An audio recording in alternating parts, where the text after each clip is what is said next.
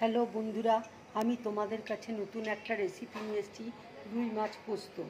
দেখো, আমি রুই মাছকে ভেজে নিয়েছি, পেঁয়াজ কুচিয়ে নিয়েছি, টমেটো কুচি রয়েছে, এখানে কালো জিরে রয়েছে, নুন আছে, পোস্ত বেটে নিয়েছি।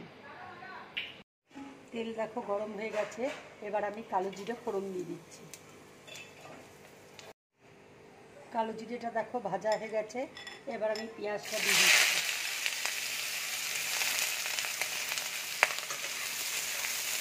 পেঁয়াজটা ভাজা হয়ে গেছে, এবার আমি টমেটোটা দিয়ে দিচ্ছি। এবার আমি একটু নুন দিয়ে দিচ্ছি।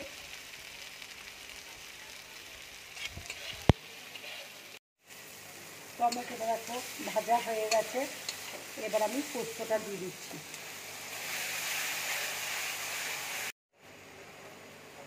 এবার আমি একটু জল দিয়ে দিচ্ছি।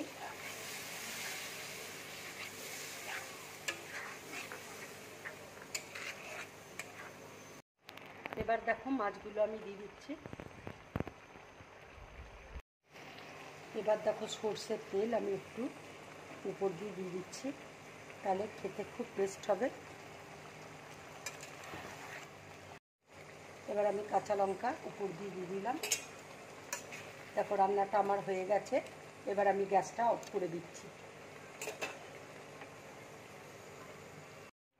এবার দেখো আমি প্লেটের মধ্যে ঢেলে নিচ্ছি। বন্ধুরা, তোমরা এইভাবে রুই মাছ পোস্ত করে খাবে, খুব ভালো লাগবে খেতে। এটা গরম ভাতের সাথে খাবে, ভীষণ ভালো লাগবে খেতে তোমাদের। যদি আমার এই রেসিপিটা তোমাদের ভালো লাগে তাহলে লাইক করবে, শেয়ার করবে আর ড্রিম ব্লগ চ্যানেলটাকে সাবস্ক্রাইব করবে। নমস্কার।